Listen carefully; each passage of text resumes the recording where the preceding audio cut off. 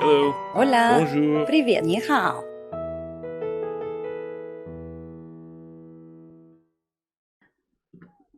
So that's it for very easy examples. Now let's move on to a more complicated example. This one I took from from an article written by Christine Durieux, one of the interpreters I mentioned in the beginning. And it's taken from a medical journal, right? So opaque dye is injected into the patient's bloodstream so that the arteries will show up on x-rays. You could argue that the sentence could have been better written in English, for sure. But that's what the author wrote, okay?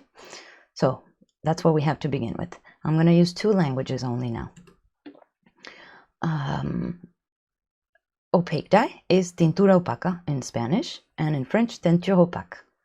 Then you have is injected, same structure, as you can see. Then into the patient's bloodstream, translating literally, en el torrente sanguíneo del paciente or dans le flux sanguin du patient. Same thing. So that the arteries will show up. Here is where some people will say, well, it's untranslatable because show up is a phrasal verb and there are no phrasal verbs in Spanish or French. Well, that's false. Show up can have several synonyms and can be expressed very easily in Spanish. So say I know that and I say, okay, so that the arteries appear.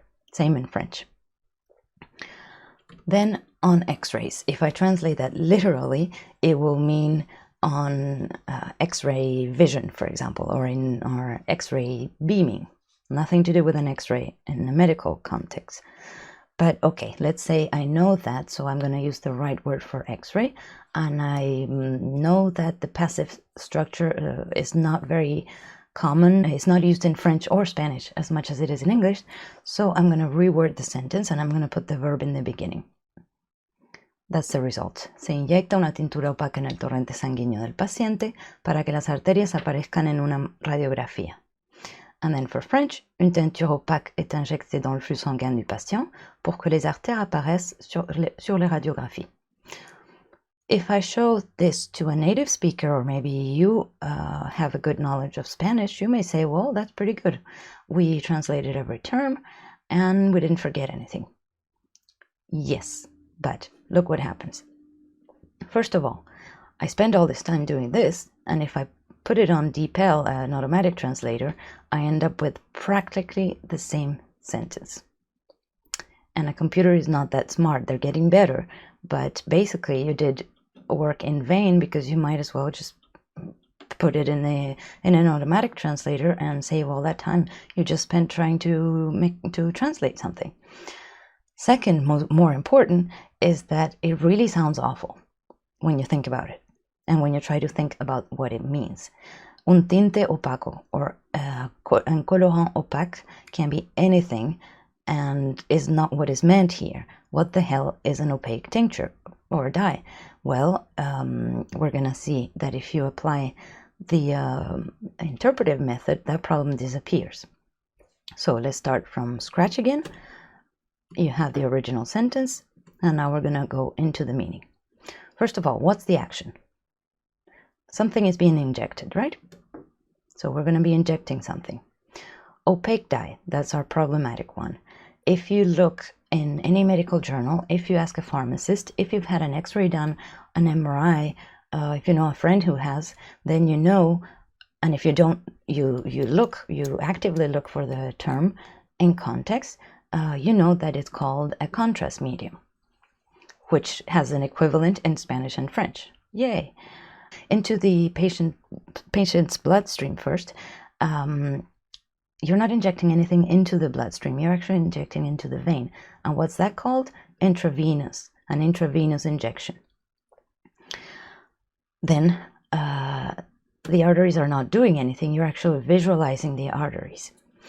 And finally, on x-rays, that will depend on what your target audience is, because do you really need to say it if it's already in the title and in the 3 previous sentences, for example, or if this is a text for radiologists? It all depends on the context, right? If you need to specify that it's an MRI, for example, yes, of course you're going to need it. So that will depend on the context. but always think of your target audience. And in the opposite case, sometimes you need to add information for them. For example, if there's a cultural reference that only American readers in English would understand, you probably want to add a footnote so that you explain the meaning. And there you go. Now we have 2 sentences, and it sounds, I hope that you understand Spanish or French, but they both sound way, way more natural, and they're both correct, and we didn't miss any information. I don't know if you noticed before, but the sentences in Spanish and in French were longer, at least slightly longer, and sometimes it can be much, much longer when you use the contrastive method. In this case, they end up practically the same length. So there's no loss of meaning, and you actually end up with a much more elegant result. So basically, there would be 5 criteria for a really good translation, but if you just want to stick to the first 3, you're good.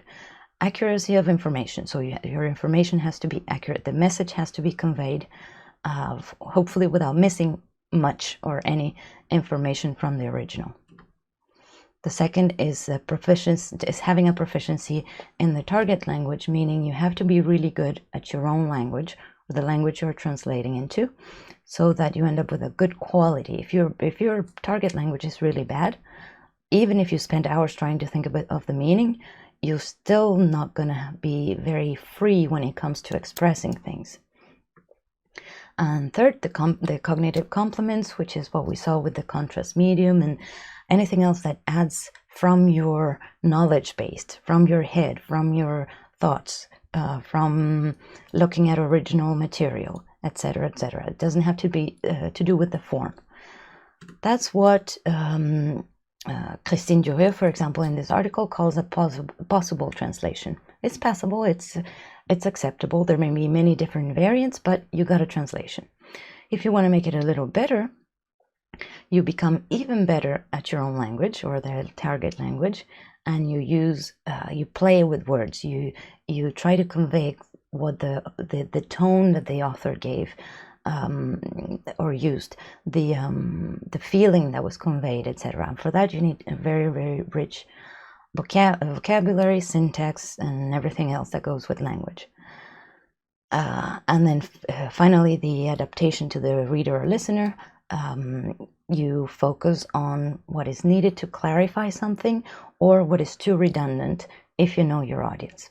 So that would be the extra bonus. And that's pretty much it for this theory. Now, I hope that you give it a try, because it really doesn't take much longer. You'll have a lot more fun, and you'll realize how much better you are than the automatic translators, although sometimes they have their purpose. If somebody asks you to translate a quick email or something they're not going to pay much attention to, of course, just go ahead and use an automatic translator or the contrastive method. But if you really care about the result, if you really care about channeling the author in a way, we have to be the voice of the author, then I recommend this interpretive method. And I think it's important because otherwise translation can be very monotonous and can be boring, and you may forget everything about the text you translated 2 days after you're done, and that's not the purpose. I mean, I think the purpose should be to really be able to absorb the knowledge that you're translating. At least in most cases, if the text is really something that doesn't interest you or that you don't agree with, well, you're just doing your job. But in general, if you care about the quality of your work, this interpretive method, A, avoids all these problems with untranslatable terms, B, doesn't take longer, C, teaches you a lot more, and D, prevents you from having these problems where the native speaker reads something and it sounds Spanglish or Franglish or whatever you want to call it, when there's a mix of the source language and the target language because you didn't take the time to express it naturally in the target language. Okay, I hope this is helpful if you're just starting to translate, or if you're a translator already, or if you're just interested in languages. Let me know if you have any questions in the comments, and subscribe down below. Subscribe down below if you liked it. I'm new to YouTube, so I don't know what else you have to do, but I hope you liked it.